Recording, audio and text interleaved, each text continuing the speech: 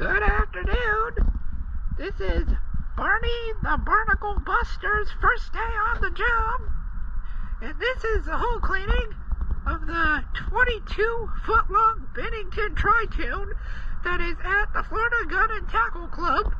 And today is Tuesday, December 27th, 2022. Let's see how it looks.